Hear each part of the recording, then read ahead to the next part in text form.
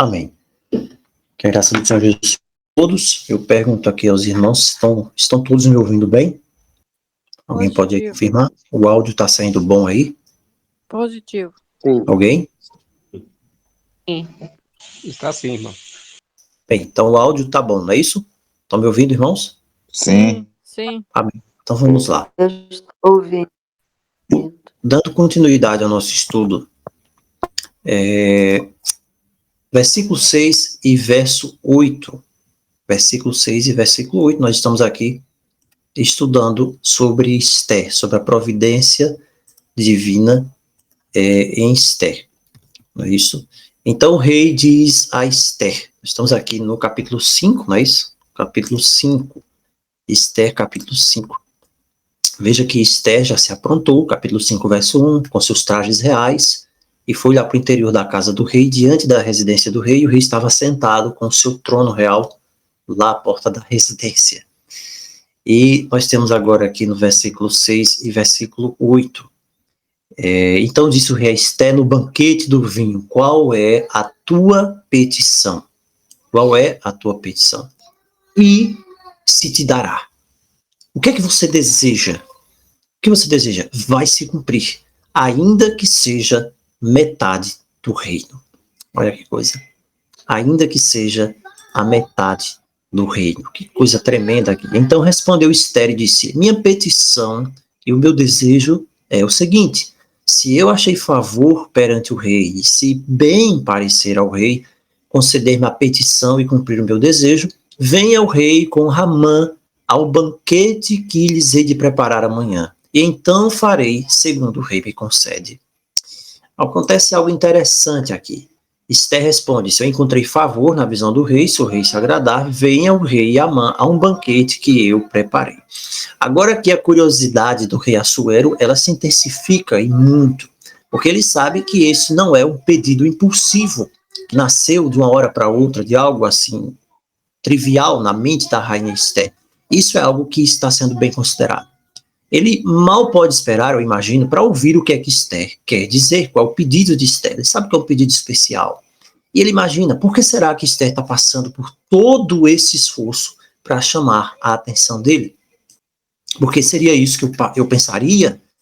E ele já, então, disse, peraí, até metade do reino eu posso dar a você, e por que você não aproveita a oportunidade agora? Então, ela infringiu a lei, porque ela não poderia ir até a presença do rei, mas quando chega na presença do rei, ela diz, não, ainda tem outro banquete para te dizer o que é realmente que eu quero.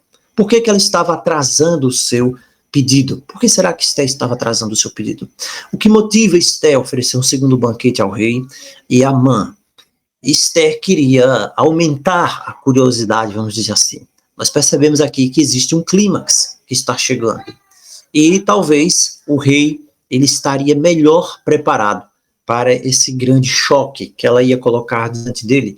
Quem sabe também Esther, naquele momento, ainda não se achasse totalmente preparada. Ela precisara orar um pouco mais. Ela chega diante da grande oportunidade, quem sabe ela treme, quem sabe ela se angustia, e ela busca um pouco mais de tempo. Eu imagino Esther, quem sabe, buscando um pouco mais de tempo aqui, para que ela possa, então, orar.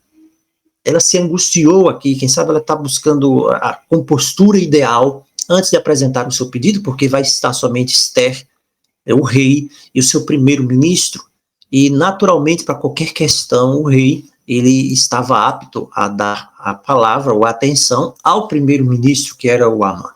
Isso não é uma questão comum aqui. O que acontece? O Espírito de Deus está trabalhando. O Espírito de Deus está fazendo com que o próximo dia venha, que se haja uma espera até o dia seguinte para que possa então se expor a Amã. Pois só Deus podia saber o que aconteceria naquela mesma noite se Esther falasse o que ela iria falar, mas o Espírito de Deus vem e trabalha de uma maneira que agora é preciso um outro banquete. Deus tem um plano. E o plano de Deus não era na mesma noite do plano de Esther. Isso é algo interessante. E o que é que você imagina, então? Será que em meio também a todos os nossos planos, os planos que você faz para a sua vida, no seu dia a dia, na sua semana, todos os seus propósitos de ir e de vir, de subir e de descer, de comprar, e de vender. Será que Deus também não está nas sombras, dando a ordem para os eventos que acontecem na sua vida? Quem sabe eu imagino que os eventos da minha vida, eles acontecem sem organização e as coisas acontecem assim, uma por cima da outra. Não. Deus está ordenando todos os eventos. Deus está trabalhando a sua vontade e os seus propósitos. Da mesma maneira, o remanescente de Deus nos últimos dias, ele não terá nada a temer se eles estiverem orando assim como Esther. Eu faço então a pergunta a você: quanto você tem orado? Será que é preciso que aconteça algum problema para que você então lembre que existe oração? Ou será que você tem desenvolvido uma oração constante com o Senhor? Quantas vezes você se coloca de joelhos à noite? Quanto tempo é a sua oração? O remanescente não tem nada a temer. Mesmo assim, ele irá temer, mas ele irá rezar. Vamos dizer assim, essa palavra rezar, né, que é bem crua, mas ela diz claramente aquela mesma coisa que nós precisamos fazer: orar, falar com o Criador. Eles, os remanescentes, eles podem ser agredidos de todos os lados, eles serão agredidos, denunciados, mas eles estarão seguros na mão de Deus, embora pareça humanamente, olhando aos redores, que Deus não está fazendo nada, ou que Deus está deixando as coisas fora do controle, mas Deus não está. Deus está vigiando a mim e a você e ao seu povo. Mordecai, agora, ele está de volta ao portão. Só que Mordecai não está usando mais a roupa de saco, ele não está usando mais cinzas. O fato de Mordecai usar pano de saco e cinzas, ele representa aqui o período da grande humilhação ao qual o Filho de Deus ele haveria de passar antes da grande vitória que seria concedida pelo seu Pai. E da sua entronização, que é o que vem na sequência, diante de todo o universo como Rei dos Reis e Senhor dos Senhores. O próprio Cristo disse: toda a autoridade me foi dada nos céus e na terra. E agora, por isso, Mordecai não está mais usando pano de saco nem cinzas. Durante 3 anos e meio, mais especificamente no final do seu ministério ali, Cristo estava em pano de saco e cinzas, embora fosse o rei, e Mordecai representou isso aqui. Agora Mordecai está confiante dessa libertação, ele está corajoso e ele está ali. As escrituras dizem que Amã foi naquele dia com o coração feliz, mas quando ele vê Mordecai lá no portão do rei, ele não se levantou. Mordecai, mais uma vez, não vai adorar, se prostrar diante do Amã. E isso cria um ódio exacerbado dentro do coração do Amã. Bem, aqui está sendo urdido um plano de morte. E mesmo assim, Mordecai representa Cristo, que está à nossa porta como nosso intercessor na presença do Pai. Cristo não se afastará nem por um segundo, nem por um minuto, em hora alguma, nessas horas de provação. Ele está lá. Amã foi para casa, então ele fala com a esposa dele, fala com os amigos e conta a história. Amã tem os seus súditos, assim como também Satanás tem os 10 reis em Apocalipse.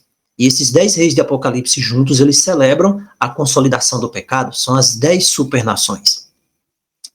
E eles celebram a conquista do mundo que está debaixo dos seus pés, sob o domínio da besta, a besta que surgiu do abismo. É isso que nós vemos no Apocalipse. E eles então irão propagar, como diz a palavra, o desejo de eliminar o remanescente fiel de Deus, como está em Apocalipse 12. O verso 11 e 12 também, aqui de Esther 5, diz que Amã lhes contou sobre a glória das suas riquezas, sobre a multidão dos seus filhos e todas as coisas que o rei o havia prometido. E Amã diz: olha, nem a própria rainha Esther, ela está de fora porque ela também quer me honrar. Ela preparou um banquete para amanhã. Então Amã tinha a certeza de que ele tinha o favor da rainha e que todos esses privilégios iriam beneficiá-los. Esther não temeu ir até a presença do rei e levar com ela mesma o grande enganador que era Amã, para que fosse sumariamente julgado, sem rodeios, sem que houvesse nenhum tipo de escusas, de desculpas. Esther se manteria fiel até o fim, mas isso demandava preparação, muita preparação, para que ela se mantivesse firme e declarasse quem ela era sob o risco de morte. Ela precisava manter firme e declarar a sua crença e a sua fé. Da mesma forma, o remanescente nos últimos dias precisa estar preparado para que ele possa declarar firmemente quem ele é e em que ele crê. senão ele não poderá ser o remanescente. Nos últimos dias, esse remanescente estará na presença do Altíssimo, e o inimigo também está, vamos dizer assim, virtualmente na presença do Altíssimo, porque todas as coisas, irmãos, elas são vistas pelos olhos daquele a quem devemos de prestar contas. É aqui que entra o juízo de Deus, como fala nas Escrituras. Então, todos estão na presença do Altíssimo em todo o tempo, mas os remanescentes estarão clamando por misericórdia, porque contra eles está sendo levantado um decreto de morte, que vem da parte do acusador. Só que o acusador é expulso. Apocalipse 12:10 diz que ouvi uma grande voz do céu. A grande voz do céu proclamava, agora. Que momento é esse aqui dito como agora? Quando é esse agora? Porque aqui diz, agora veio a salvação, o poder, o reino do nosso Deus e a autoridade do seu Cristo, pois foi expulso. É neste agora, de Apocalipse 12, versos 10, que é expulso o acusador dos nossos irmãos, o nosso acusador, os que o acusa de dia e de noite diante do nosso Deus. Veja que ele está, mesmo aqui em Apocalipse, virtualmente diante de Deus, acusando os remanescentes, assim como Amã, o grande acusador, também estava diante de Assuero, ao lado de Esther, que representa aqui o remanescente. É algo tremendo que nós vemos aqui no relato bíblico. A raiva de Amã estava nele, e no verso 13 ele diz, olha, eu vou destruir o judeu Mordecai. Ele está sentado no portão do rei. A esposa dele, os amigos, e você tem a esposa, né? Sugeriram que ele construísse uma forca para enforcar Mordecai no dia seguinte, mesmo que ainda estivesse antes da data do decreto de morte. Nós não podemos esquecer que toda a história em Esther, ela está voltada para um decreto de morte. Se nós temos aqui no livro de Esther todos esses elementos que vão nos fazer ligação com Apocalipse 13, com a imagem da besta, e a imagem da besta ordena que aqueles que não adorem a imagem, eles sejam mortos. Logicamente, também, nós vamos ter um decreto de morte em Apocalipse 13. É isso que nós temos em Apocalipse, um decreto de morte. E veja que aqui, a esposa, os amigos de Amã, que são no Apocalipse as 10 nações, eles sugeriram que se construísse uma forca. Algo interessante com relação à forca aqui. Eles, primeiro, têm certeza que Amã pode conseguir facilmente isso, para enforcar o Mordecai antes da data do decreto de morte. E eles dizem que essa forca tinha de ser bem alta, o suficiente para ser visto por toda a cidade. Vejam, mais uma vez, se cumprindo aqui, aqueles elementos que nós tínhamos falado na profecia. Na profecia, nós vamos encontrar elementos que eles vão fazer uma referência direta, indireta, simbólica ou alegórica a Cristo. Veja, eles sugeriram que fosse alto bastante para que essa forca fosse vista por toda a cidade. Bem, o que essa forca significa? Nós vamos falar dela já já. Alguns já devem saber. Agora, por que essa forca? Primeiro, era uma punição incomum para os persas que alguém fosse enforcado. Eles não tinham costume de enforcar pessoas, de executar pessoas por enforcamento. Não era costume dos persas. Você pode pesquisar e você vai ver que os persas tinham vários outros costumes para execução, bem cruéis, mas esse não era um dos costumes persas. A pergunta é, então, onde é que veio a história de se enforcar? De onde veio a ideia de se enforcar, de criar uma forca para o Mordecai? Lembrem-se sempre, embora pareça que o ser humano está no controle das coisas, ele não está. Embora pareça que é a minha mão quem pega uma caneta e escreva qualquer coisa nela, não é a minha mão quem escreve. Não, mas mesmo os desígnios do mal, mesmo os desígnios malignos, seja o que for, é a vontade maligna do homem, é Satanás, mas no final de contas, quem está por trás de tudo, quem controla todos os governos, todas as atitudes da terra, tudo vai sair de acordo com uma vontade apenas. Só há uma vontade apenas. O ser humano brinca que tem vontade, ele pode até fazer o brinquedo dele, maligno dele, o diabo vai lá, tenta, faz o que quiser. O ser humano está ali, exercendo o que parece que são os planos dele, mas na verdade, só existe um plano que se cumpre. Nós já sabemos de quem é, está na Escritura. Pode ser feito o que for, pode determinar o que for, o ser humano pode querer fazer o que for, pensando que está fazendo a vontade dele, mas no final das contas não está. Só existe um plano que se cumpre, e esse plano é o do Altíssimo, é o do Todo-Poderoso. Então, quando eles sugerem aqui que seja feita uma forca, e eles não têm costume de enforcar ninguém, os persas têm costume de enforcar ninguém, e que fosse alto o suficiente para ser visto por toda a cidade, eu não posso aqui, de forma alguma, deixar de me lembrar do que o próprio Senhor Jesus disse. E quando vocês levantarem o Filho do Homem, ele diz, quando o Filho do Homem for levantado, ele atrairia todos a si mesmo. E você vê aqui mais um protótipo aqui de Cristo, uma alta forca que fosse visto por todos na cidade. Assim também como Cristo é crucificado, o mundo todo é atraído a ele. Todos os olhares precisam se voltar para ele. Então você vê em Mordecai aqui mais um símbolo de Cristo. Outra coisa, essa forca aqui, ela seria feita de madeira. Então o Mordecai pendurado em uma árvore era outro tipo de Cristo. A forca ser feita de madeira também era algo incomum. E também é incomum hoje, quando você vai no Apocalipse, você sabe que o Apocalipse fala que a perseguição, o instrumento de perseguição, agora nos últimos dias, da besta, do anticristo, vai ser cortar cabeças. E para cortar cabeças, você sabe que o instrumento, vamos dizer assim, por excelência, que foi bastante utilizado para isso, foi a guilhotina. E se você fizer uma pesquisa, você vai ver que durante o governo, alega-se, dizem que tem documentos sobre isso, na época de Barack Obama, já nos Estados Unidos, a América, ela adquiriu muitas guilhotinas, peças de guilhotinas desmontadas. Olha só que coisa interessante, eu já vi pessoas falarem sobre isso, peças de guilhotinas, existem, parece que provas sobre isso, né? Peças de guilhotinas desmontadas que foram levadas de navios para a América. Eu pergunto, para que peças de guilhotinas? Milhares de peças de guilhotinas desmontadas foram adquiridas pela América. Por que será? Nossa, o Apocalipse fala, em Apocalipse capítulo 20, verso 4, que vi também tronos, e nestes sentaram-se aqueles aos quais foi dada autoridade para julgar. Vi ainda as almas dos decapitados. Não são dos enforcados, não são dos eletrificados na cadeira elétrica, não são dos apedrejados. Você vê que apedrejamento era uma forma, um costume de execução judaica, de outras, e outras mais, mas você vê aqui decapitação. Decapitados por causa do testemunho de Jesus. Veja como o Apocalipse é atual. E veja como essa palavra aqui, decapitados, era uma coisa que acontecia na época do Império Romano também. Você vê a influência de Roma agora, nos últimos dias. Então Amã constrói a forca e ele decide ir ao rei no início da manhã e pedir a vida de Mordecai. Quando que Cristo ele é condenado por Pilatos?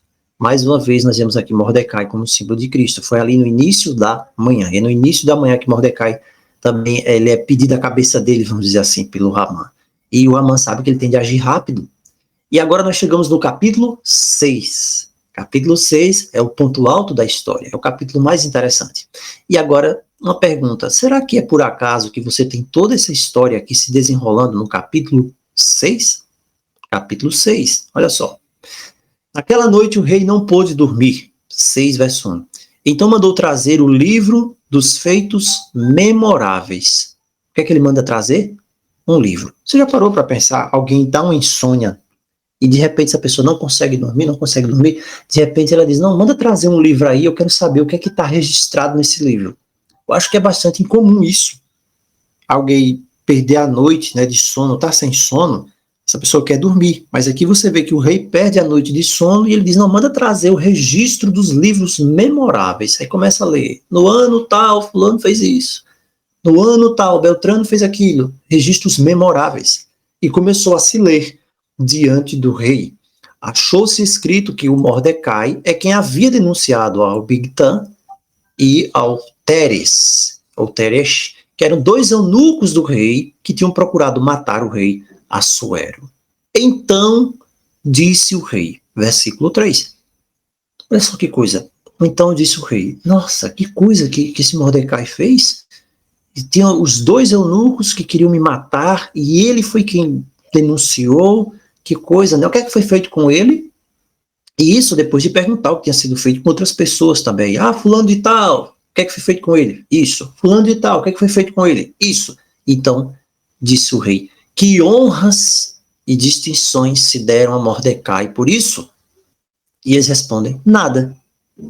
nada lhe foi conferido, responderam os servos do rei que o serviu. Irmãos, quantas vezes, quem sabe, na sua vida, na sua jornada com Deus, você tem olhado assim e tem dito: Senhor, por que parece que não acontece nada na minha vida?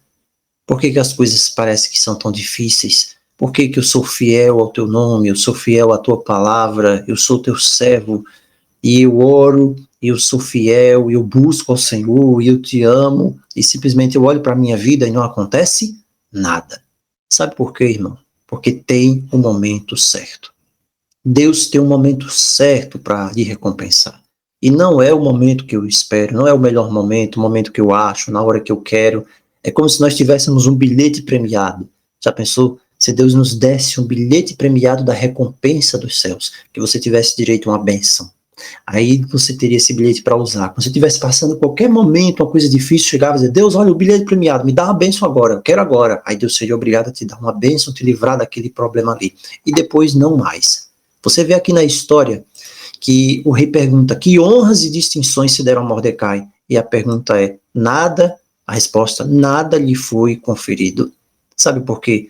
Aquilo que haveria de ser feito para Mordecai estava guardado. Fazia parte dos planos secretos de Deus. Estava guardado, estava sendo pronto, estava sendo preparado por Deus para o momento certo. Não era no momento ali que, quando ele denunciou os 2 eunucos, não aconteceu nada. E quem sabe Mordecai pensou: nossa, por que não aconteceu nada? Todo mundo que faz uma coisa dessa recebe a recompensa do rei, por que esqueceram de mim? E quem sabe, eu tenho pensado muitas vezes: por que Deus parece que esqueceu de mim? Ou você tem pensado: por que será que Deus não fez isso na minha vida? Ou por que será que Deus não agiu dessa forma na minha vida? Será que Deus esqueceu de mim? Será que o Senhor não me abençoou? E eu, sei lá, eu sou teu servo. Deus tem a recompensa preparada para a hora certa, para o momento certo, para dar para você na sua vida, mas você precisa continuar à beira do portão. Você está entendendo isso? Você precisa continuar à beira do portão. Você não pode desistir, você não pode ir embora. Você tem que permanecer ali, buscando, orando, clamando. Você precisa continuar ali na beira do portão, na busca, dizendo: Senhor, eu estou aqui. E então, quando chegar o momento, o Espírito de Deus, foi o Espírito de Deus que trabalhou na mente aqui do rei, e ele não conseguiu dormir. Sabe por quê? Porque havia chegado o momento da justificação. Você vai ver aqui no relato da Escritura que ele mandou trazer o livro dos feitos memoráveis. O que é que nós temos aqui? O livro dos feitos memoráveis. Esse é o capítulo mais interessante aqui, o capítulo 6. O que é que a Escritura nos diz sobre isso aqui? Êxodo 32.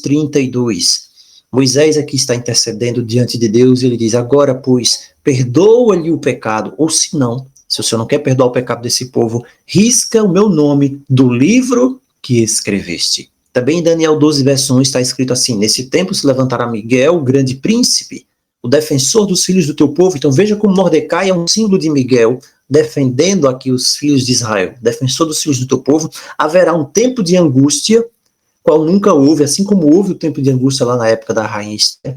Só que esse agora será pior, porque diz a palavra que desde que houve nação até esse tempo agora, nunca houve um tempo de angústia assim, mas naquele tempo. Quando é que acontece isso? Naquele tempo, não no meu tempo, não no seu tempo, não na minha hora, não na sua hora, naquele tempo, no tempo determinado por Deus, será salvo o teu povo, mas todo aquele, somente aquele que for achado inscrito no livro. Mordecai estava escrito no livro. Que coisa maravilhosa.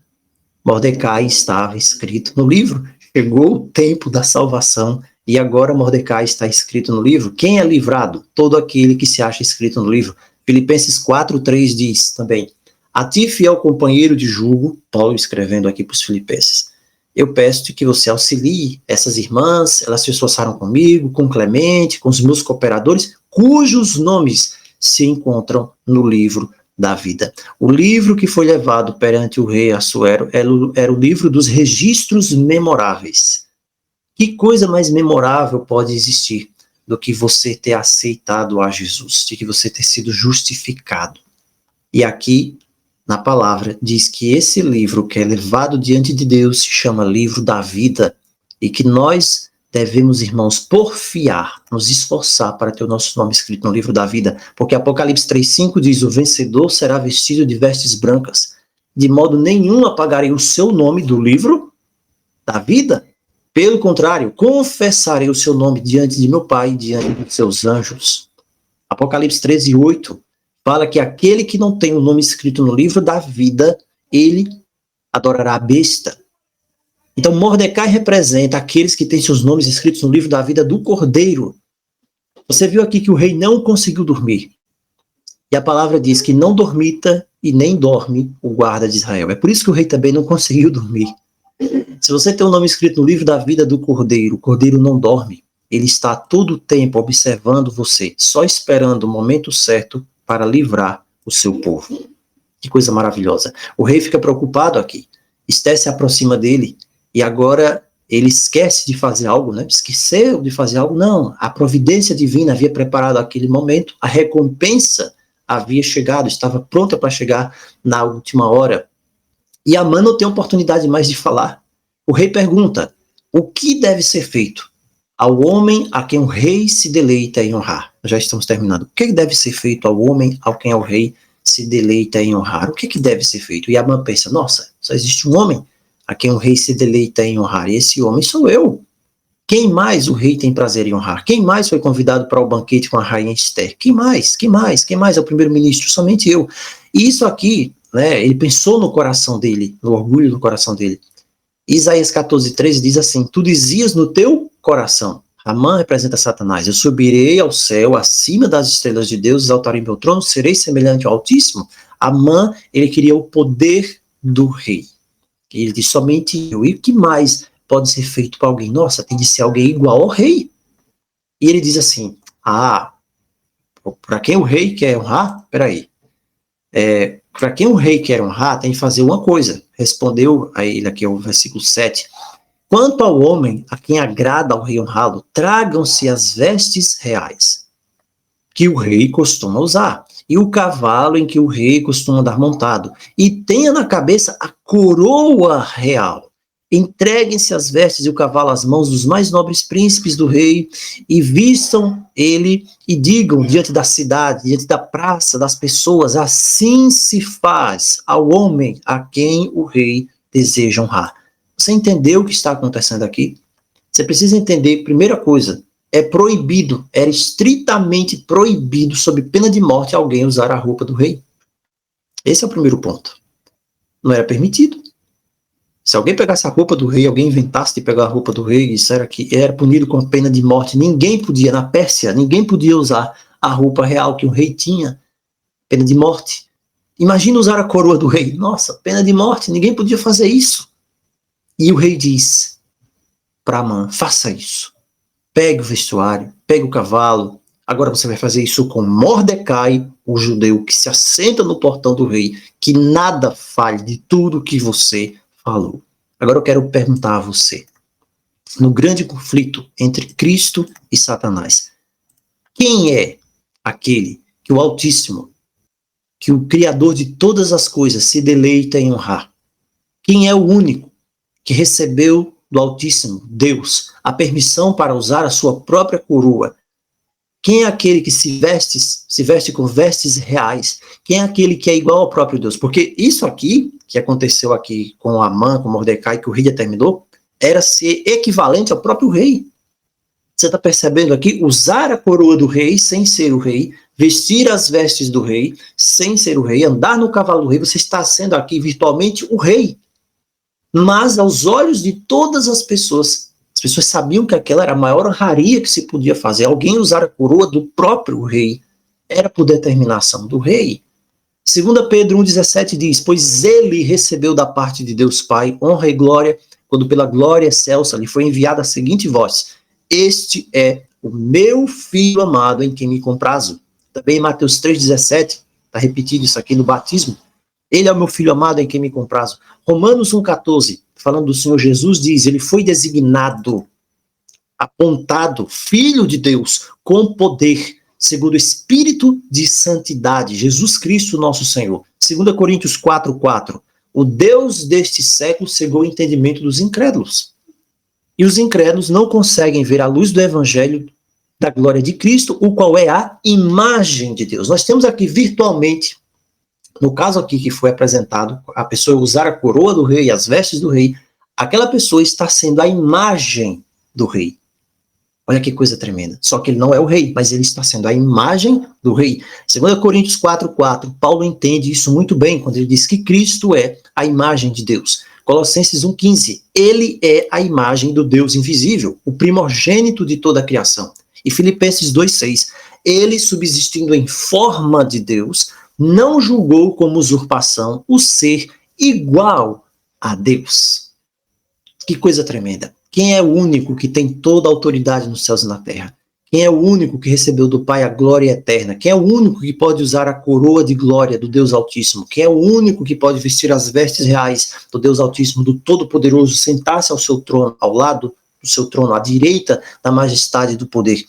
Somente o Senhor Jesus. Somente o Senhor Jesus. Então, aqui agora representa a sua glorificação, quando ele ascende aos céus e senta-se à direita do Pai. Primeiro, Mordecai, ele está ali no portão. Ele está com vestes de pano, de saco, de cinza, representando a humilhação do Filho de Deus aqui nessa terra. Depois ele é glorificado pelo próprio Pai. E o próprio inimigo precisa reconhecer isso. O próprio inimigo, o próprio Satanás precisa reconhecer isso aqui. Imagina a cara de tacho que ficou o Amã. Ele deve ter tido uma paralisia. E ele era quem deveria levar, puxar o cavalo e dizer: assim se faz ao homem a quem o rei deseja honrar. Em Lucas 4:41, nós já vemos essa realidade aqui. Quando os demônios eram expulsos pelo Senhor Jesus, saíam das pessoas gritando: tu és o Filho de Deus. Ele, porém, repreendia para que eles não falassem. Também em Filipenses 2:9-11, diz assim: pelo que Deus o exaltou sobremaneira, e lhe deu o nome que está acima de todo nome, para que ao nome de Jesus se dobre todo joelho, nos céus, na terra, debaixo da terra, e toda língua confesse que Jesus Cristo é Senhor, para a glória de Deus Pai. Será que o diabo não tem língua? Claro que ele tem. O diabo tem joelho? Claro que ele tem. E nesse momento aqui, ele irá se dobrar, o joelho dele, podre, maligno, vai se dobrar no chão, e a língua dele vai confessar que Jesus Cristo é Senhor, para a glória de Deus Pai, do mesmo jeitinho que Amã fez com Mordecai. Amém? Que coisa maravilhosa. Louvado seja o nome do Senhor. Nós paramos por aqui nessa noite. Que Deus nos abençoe. Aqui começa a intervenção do Todo-Poderoso na vida do seu povo. Aqui nós vemos a Esther sendo usada, nós vemos o Mordecai como tipo de Cristo, e percebemos que não adianta fazer confabulação, não adianta fazer planos, não adianta ninguém fazer nada. Como diz lá no caso de Balaão e Balaque, não existe encantamento contra o povo de Deus. Ele está no controle de todas as coisas. E só existe um que é exaltado, que é glorificado, que recebeu da parte de Deus Pai toda a honra e toda a glória. Agora você precisa entender também uma coisa aqui. Aqueles que receberão esse livramento especial da parte do Deus Todo-Poderoso são aqueles que reconhecem aquele a quem o Pai designou como Filho de Deus. Aqui é o que nós vemos acontecer com Mordecai. Ele representa Cristo. Ele que é apresentado como Salvador diante de toda a humanidade. Somente ele é o Salvador. E ele é o Salvador daqueles que creem que ele é o Filho de Deus, o único que tem o poder para salvar. Que o Senhor nos abençoe nessa noite, nos fortaleça, que nós possamos ser firmados cada vez mais nessa certeza de que toda a história ela está sob controle, total controle, absoluto controle nas mãos do Deus Altíssimo. Em nome de Jesus. Amém.